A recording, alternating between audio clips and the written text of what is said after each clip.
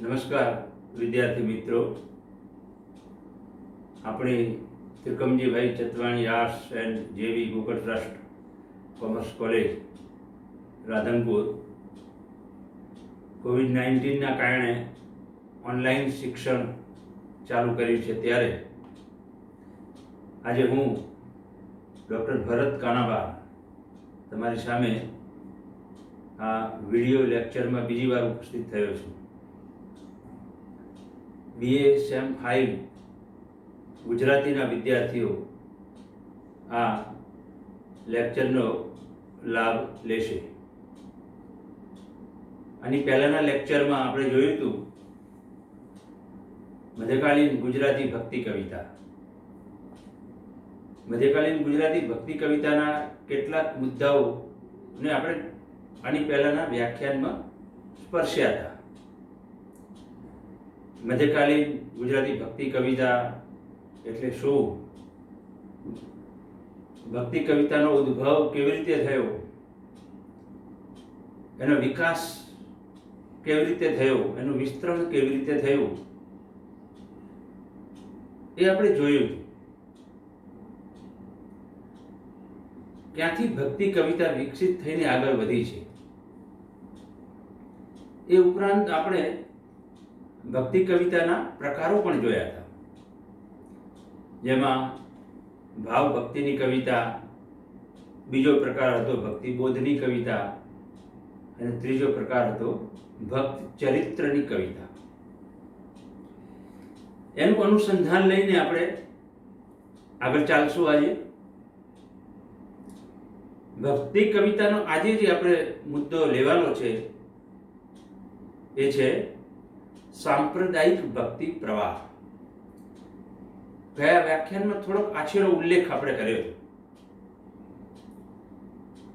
સાંપ્રદાયિક ભક્તિ પ્રવાહ, આમ તો હિન્દુ ધર્મ એક જ છે, પણ હિન્દુ ધર્મમાં અલગ અલગ રીતે આપણે ઈશ્વરને માનીએ છીએ, અલગ અલગ રસ્તાથી ઈશ્વરની પ્રાપ્તિના પ્રયત્નો કરીએ છીએ, અને બધા જ રસ્તા હિન્દુ ધર્મને માન્ય છે. જે રીતે અનેક નદીઓના જળ અંતે સમુદ્ર તરફ જાય છે, એવી રીતે બધા જ રસ્તાઓ ભગવાન પ્રાપ્તિના છે, જેમાં માણસને પૂર્ણ શ્રદ્ધા છે, વિશ્વાસ છે, એ બધા જ રસ્તાઓ અંતે ઈશ્વર તરફ જાય છે. પછી એ ગમે તે સંપ્રદાય હોય, અને આવા સંપ્રદાયો બધા જ ધર્મોમાં છે, આજે પણ છે અને પહેલા પણ હતા. આપણે જે વાત કરી રહ્યા છીએ એ મધ્યકાળની વાત કરી રહ્યા છીએ. તો એ સમયના જે સંપ્રદાયો, મુખ્ય સંપ્રદાયો હતા,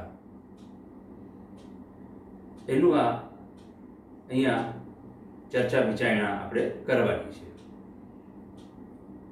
સંપ્રદાય ખરાબ વસ્તુ નથી,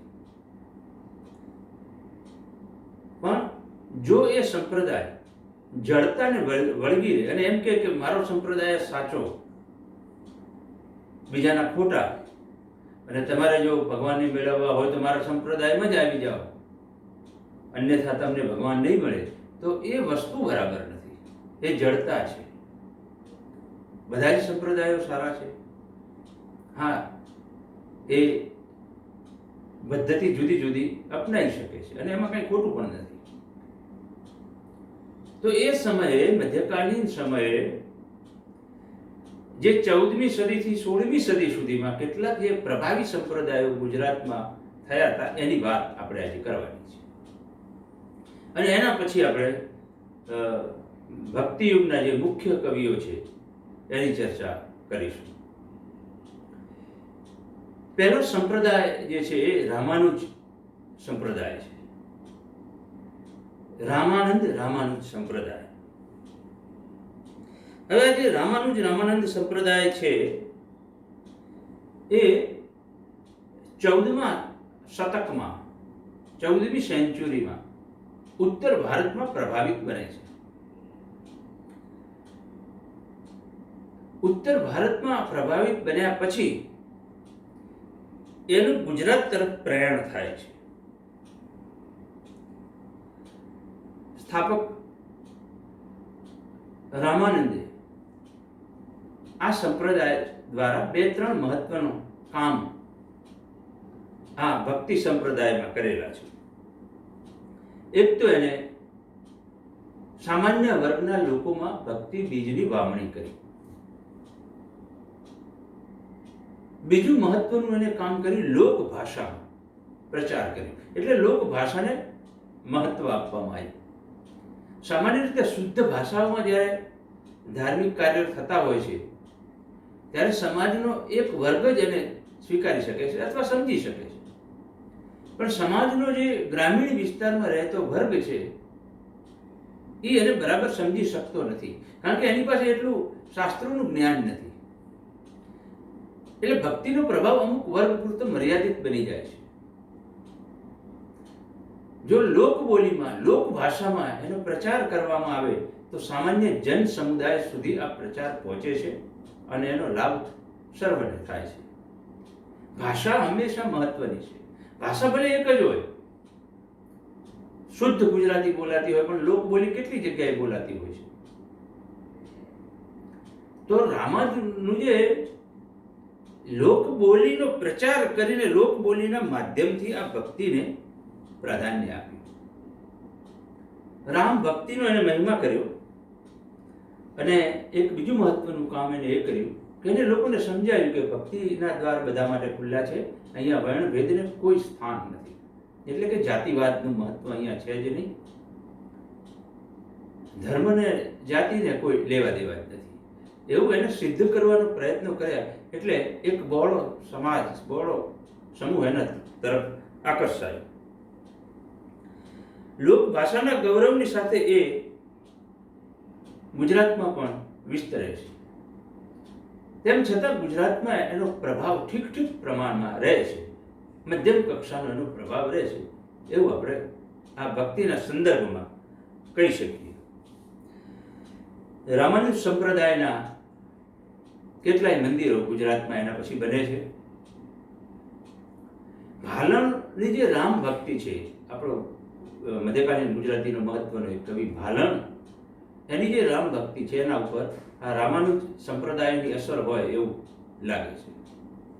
એટલું જ નહીં, સ્વામિનારાયણ સંપ્રદાયનો જે અદ્વૈત વેદાંતનો સિદ્ધાંત છે એના ઉપર પણ આ રામાનુજ સંપ્રદાયની અસર હોય એવું લાગે છે. અદ્વૈત વેદાંતનો સિદ્ધાંત આમ તો જગતગુરુ શંકરાચાર્યએ આપ્યો છે. દ્વૈત એટલે બે, અદ્વૈત એટલે એક. ઈશ્વર એક જ છે, પરમાત્મા એક જ છે. આપણે એને જુદા જુદા રૂપથી જોઈએ છીએ અથવા તો ઓળખીએ છીએ અને એ પ્રમાણે આપણે એને માનીએ છીએ, પણ અંતે ઈશ્વર એક છે. આવું આમ તો જગતગુરુ શંકરાચાર્યએ પણ કહેલું છે. તો એ અદ્વૈત વેદાંતના સિદ્ધાંતને અનુસાર કેટલો પ્રચાર પણ થયો છે રામાનુજ સંપ્રદાય. ગુજરાતમાં ઠીક પ્રમાણ પ્રભાવ રહ્યો. બીજો જે સંપ્રદાય છે એ છે પુષ્ટિ માર્ગ. વલ્લભાચાર્યે એની સ્થાપના કરેલી અને એના પુત્ર વિઠ્ઠલનાથ એમને ભ્રમણ કર્યું દેશનું અને ગુજરાતમાં પણ યાત્રાઓ કરી, ભ્રમણ કર્યું અને ગુજરાતમાં એ રીતે પુષ્ટિ સંપ્રદાયનું સ્થાપના કરી અને વિસ્તરણ પણ કર્યું. પુષ્ટિ સંપ્રદાયની સારામાં સારી અસર ગુજરાતમાં થઈ, કારણ કે ગુજરાત એ ખાધે પીધે સુખી છે, પહેલા પણ હતું. અને પુષ્ટિ એટલે એક જાતની કૃપા, ભગવાનની કૃપા. તો એમાં જે છે કૃષ્ણનું જે બાળ સ્વરૂપ છે એની પૂજા વિશેષ કરવામાં આવે છે પુષ્ટિ સંપ્રદાયમાં, કૃષ્ણના બાળ સ્વરૂપની. અને કૃષ્ણ અને ગોપીઓની જે લીલા છે એને પ્રાધાન્ય આપવામાં આવે છે, એને આદર્શ માનવામાં આવે છે. કૃષ્ણ અને ગોપીઓની લીલાને પુષ્ટિ સંપ્રદાયના જે મંદિરો છે એને હવેલી કહેવામાં આવે છે. વિદ્યાર્થી મિત્રો, રાધનપુરમાં પણ એક હવેલી છે, પુષ્ટિ સંપ્રદાયનું એક મંદિર છે. જૂના રાધનપુરમાં તમે જાઓ તો તો એક હવેલી કહેવાય છે. અને જ્યારે જન્માષ્ટમીનો ઉત્સવ થાય ત્યારે ત્યાં પણ આ પુષ્ટિ સંપ્રદાયના મંદિરમાં આ ઉત્સવ ઉજવવામાં આવે છે. તેને હવેલી કહેવામાં આવે છે. અને મંગળાથી માંડીને શયન સુધીના ભગવાનના જે 8 સ્વરૂપો અથવા તો 8 પદ્ધતિથી એની પૂજા અર્ચના કરવામાં આવે છે. મંગળાથી માંડીને શયન સુધીના એમાં ભગવાનને ભોગ ધરાવવામાં આવે છે. એમાં હિંડોળા છે, એમાં સંગીત છે, એમાં ફૂલ મંડળી છે. આવી રીતે ભગવાનની કૃપા મેળવવાનો પ્રયત્ન પુષ્ટિ માર્ગમાં કરવામાં આવેલો છે. ગુજરાતનો જે મોટા ભાગનો વૈષ્ણવ સંપ્રદાય છે એ પુષ્ટિ માર્ગી છે. જોકે સમયના બદલાવ સાથે એમાં પણ પરિવર્તન આવ્યું છે. પણ એવું જરૂર કહી શકાય કે રામાનંદની અસર કરતા પુષ્ટિ માર્ગની અસર ગુજરાતમાં વિશેષ પ્રમાણમાં થઈ છે. અને 16મા શતકમાં 16મી સદીમાં એ ગુજરાતમાં વધારે અસર થાય છે અને ગુજરાતમાં ફેલાય છે. એ પછી જે ત્રીજી જો કોઈ અસર થઈ હોય, બીજો જો કોઈ પ્રકાર થયો હોય સાંપ્રદાયિક ભક્તિ પ્રવાહનો, એ છે કબીર પંથ. સમગ્ર ભારતમાં કબીર પંથની અસર છે. ગુજરાતમાં પણ થઈ. કબીર એકેશ્વરવાદને માનતા હતા. મૂર્તિ પૂજાને કબીર નતા માનતા. સામાન્ય રીતે નિરાકાર ઈશ્વરનું જે સ્વરૂપ છે એને વધારે પ્રાધાન્ય આપતા હતા. વિદ્યાર્થી મિત્રો, હિન્દુ ધર્મમાં બંને સ્વરૂપની માન્યતા છે. સાકાર સ્વરૂપ ઈશ્વરનું, જેને આપણે મૂર્તિ પૂજા કહીએ છીએ, અને ઈશ્વરનું જે નિરાકાર સ્વરૂપ છે એને પણ માનવામાં આવે છે. પણ હિન્દુ ધર્મમાં એવી રીતે કહેવામાં આવે છે કે તમારે જો ઈશ્વરને માનવા હોય અને ઈશ્વરને પ્રાપ્ત કરવાના પ્રયત્નો કરવા હોય તો સાકાર તરફથી નિરાકાર તરફ જાઓ, તો તમે જલ્દી એમાં સફળ થશો. કારણ કે કોઈક ચિત્ર, કોઈક ભાવના એ આપણે મન સમક્ષ તો હોવી જોઈએ, જેને આપણે એક આકાર કહીએ છીએ. આ આકાર સ્વરૂપ. પણ આકાર સ્વરૂપથી જ્યારે તમારે વધારે ભક્તિમય તમે બનો છો, તમે યોગમય બનો છો, તમે સાધનામય બનો છો, પછી તમારે નિરાકાર સ્વરૂપ તરફ જવાનું બને છે. કબીર નિરાકાર સ્વરૂપને માનતા હતા, એકેશ્વરવાદને માનતા હતા. ગુજરાતમાં સારામાં સારી અસર થઈ. અને કબીર સંપ્રદાયના ભાણ સાહેબ, ખીમ સાહેબ, રવિ સાહેબ, દાસી જીવન, ત્રિકમ સાહેબ, આ બધા મહાન સંતો થઈ ગયા. વિદ્યાર્થી મિત્રો, તમને પણ ખબર હશે કે ભાણ સાહેબ એ બહુ જ મોટું નામ છે કબીર પંથમાં. આપણા વારાઈના હતા. આજે પણ ભાણનું મંદિર છે ત્યાં. અને ભાણની એક મોટી ફોજ હતી. ફોજ એટલે ભજન મંડળી હતી. 50થી વધારે એમાં ભજનીકો હતા. અને જ્યારે ભાણ સાહેબ ભજન કરવા જાય ત્યારે 50 જણની ફોજ સાથે, ભજનીકોની ફોજ સાથે ભજન કરવા જતા. પછી તો એમનું કાર્યક્ષેત્ર વડોદરા બાજુ વધારે રહેલું છે, પણ મૂળ એ વારાહીના ઠક્કર સમાજના. એમના પુત્ર ખીમ સાહેબ, એમને ભાણ સાહેબ પાસેથી દીક્ષા લીધેલી. જો પુત્ર છે તો પણ દીક્ષા લેવી પડે છે. તો ખીમ સાહેબ એના પછી કોઈ જ્ઞાતિનો ભેદ નહીં. એટલે તો દાસી જીવન, ત્રિકમ સાહેબ જેવા દલિત સમાજમાંથી આવેલા મહાન સંતો આ સંપ્રદાયમાં થયા છે. અને દાસી જીવન તો એવું કહેતા કે હું કૃષ્ણની દાસી છું, હું કૃષ્ણની દાસી છું. સખી પણ કહેતા. કૃષ્ણને સ્ત્રી ભાવે ભજે છે. આ પ્રેમ લક્ષણ ભક્તિનું બહુ જ મહત્વનું લક્ષણ છે કે પુરુષ જે કવિઓ થયા છે એ કેટલાક કવિઓએ પુરુષપણાનો લોપ કરીને સ્ત્રી ભાવે કૃષ્ણને ભજે છે. કોઈ એમ કહેતા કે હું કૃષ્ણની પત્ની છું, કોઈ એમ કહેતા કે હું કૃષ્ણની પ્રેમિકા છું, કોઈ એમ કહેતા કે હું કૃષ્ણની દાસી છું, કોઈ એમ કે હું કૃષ્ણની સખી છું. સ્વામિનારાયણ સંપ્રદાયના જે પાછલા કવિ આવે છે પ્રેમાનંદ, એ એમ કહેતા કે હું કૃષ્ણની સખી છું, એટલે એમનું નામ ઉપનામ હતું પ્રેમ સખી પ્રેમાનંદ. તો વિદ્યાર્થી મિત્રો, આ જે સંપ્રદાય છે એ કબીર પંથની બહુ જ સારી અસર ગુજરાતમાં જોવા મળે છે.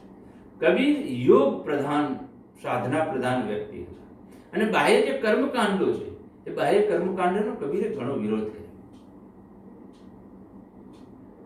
કબીરની વાણી એ બહુ સરસ વાણી છે.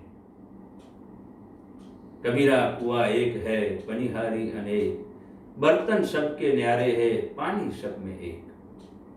આ ઈશ્વરની પરિભાષા છે, આ ઈશ્વરની વિભાવનાને કબીરે બહુ સરસ રીતે વ્યક્ત કરી છે. બીજું, હિન્દુ અને ઇસ્લામના સમન્વયનો પ્રયત્ન પણ કબીરે કર્યો. કબીરનું જીવન, એમનો જન્મ અને એમનો ઉછેર અલગ અલગ રીતે થયેલો છે, અલગ અલગ એની મોટી વિભાવનાઓ છે. ઇન્ટરનેશનલ સેમિનારો થાય છે કબીર ઉપરના. હું પણ એક ઇન્ટરનેશનલ સેમિનારમાં ગયેલો કબીર ઉપરના. હિન્દી સાહિત્યમાં બહુ વિશાળ પટ છે કબીરનો, પણ ગુજરાતીમાં પણ કબીર પંથનો સારામાં સારો પ્રભાવ રહેલો છે. અને મેં તેમ કહ્યું તે રીતે ભાણ સાહેબ, ખીમ સાહેબ, રવિ સાહેબ, દાસી જીવન, ત્રિકમ સાહેબ, આખી એક વિશાળ પરંપરા, કબીર પંથની પરંપરા આપણે ગુજરાતમાં ચાલી છે. સાહેબ શબ્દ એના સંતો માટે વપરાતો. તો આ ત્રણ મહત્વના જે સંપ્રદાયો છે એ છે. અને એ સમયે થોડો ઓછો પ્રભાવિત સંપ્રદાય થયો અને પાછળથી જે વિકસ્યો ગુજરાતમાં એ સ્વામિનારાયણ સંપ્રદાય. એ સમયે થોડી મર્યાદિત અસર હતી સ્વામિનારાયણ સંપ્રદાયની, અને પાછળથી સ્વામિનારાયણ સંપ્રદાયની ગુજરાતમાં સારામાં સારી અસર થઈ. સહજાનંદ સ્વામીએ એની સ્થાપના કરી અને પછી ગુજરાતમાં ધીરે ધીરે વિકસ્યો. આજે સ્વામિનારાયણ સંપ્રદાયનો બહુ મોટો પ્રભાવ ગુજરાતમાં છે. એવું કહીએ કે ઉપરના જે ત્રણ સંપ્રદાયોની વાત કરી, એ ત્રણેય સંપ્રદાય કરતાં અત્યારે સ્વામિનારાયણ સંપ્રદાયનો પ્રભાવ વધારે પ્રમાણમાં જોવા મળે છે. કેટલા વિશાળ ભવ્ય મંદિરો સ્વામિનારાયણ સંપ્રદાયના છે. ગુજરાતમાં પણ ગાંધીનગરનું ભવ્ય મંદિર છે. વિદેશોમાં પણ કેટલા બધા છે. સેવા કાર્યો પણ કેટલા બધા કરે છે. એટલે એ સમયે થોડો ઓછા પ્રભાવથી લઈને આજે સ્વામિનારાયણ સંપ્રદાયનો મહત્વનો પ્રભાવ ગુજરાતમાં જોવા મળે છે, અને એનો ભક્તિ રસ પણ આ સાથે સંકળાયેલો છે. તો આ ત્રણ સંપ્રદાયો, જે મુખ્ય ત્રણ સંપ્રદાયો, અને ચોથો સંપ્રદાય સ્વામિનારાયણ સંપ્રદાય. તો આ સાંપ્રદાયિક ભક્તિ પ્રવાહમાં આ ચાર સંપ્રદાયોનું વધતા ઓછા પ્રમાણમાં ગુજરાતી મધ્યકાલીન કવિતા ઉપર અસર રહી છે, અને એ સંપ્રદાયના કવિઓએ સર્જન કર્યું છે. જોકે પાછળથી આ સંપ્રદાય વિહીન મહત્વના કવિઓ ગુજરાતી સાહિત્યમાં આવે છે. આજે મહત્વના કવિઓ ગુજરાતી સાહિત્યમાં આવે છે એને આપણે બે વિભાગમાં લઈશું. એક એના જે પ્રણેતા કવિઓ છે એ, જેમાં નરસિંહ મહેતા છે, મીરા છે અને દયારામ છે. આ ત્રણ મુખ્ય કવિઓ છે. અને એના પછી ગૌણ કવિઓ પણ ઘણા બધા છે. ગૌણ કવિઓનું પ્રદાન પણ ઉલ્લેખનીય છે, તેમ છતાં મુખ્ય કવિઓની તો વાત જ શું કરવી. એવા મહત્વના ત્રણ કવિઓ, જેમાં નરસિંહ મહેતા, મીરા અને ત્રીજા દયારામ.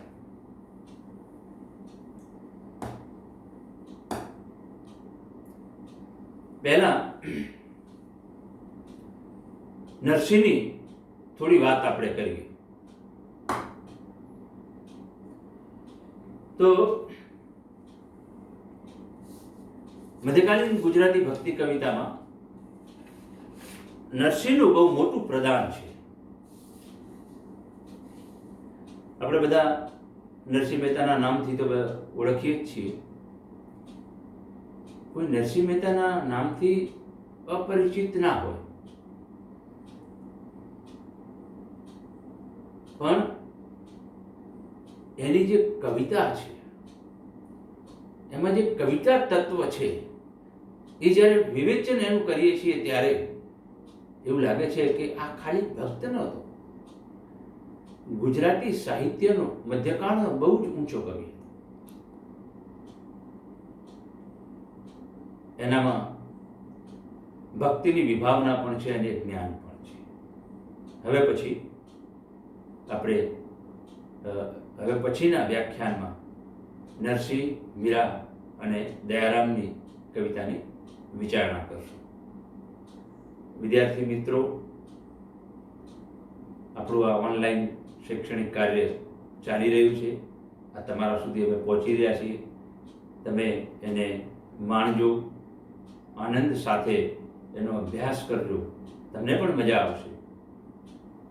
અને પરીક્ષા લક્ષી પણ છે એટલે પરીક્ષામાં પણ તમને ઉપયોગી થશે. અહીંયા હું મારી વાતને વિરામ આપું છું. જય હિન્દ, જય ભારત. ઘરે રહો, સુરક્ષિત રહો.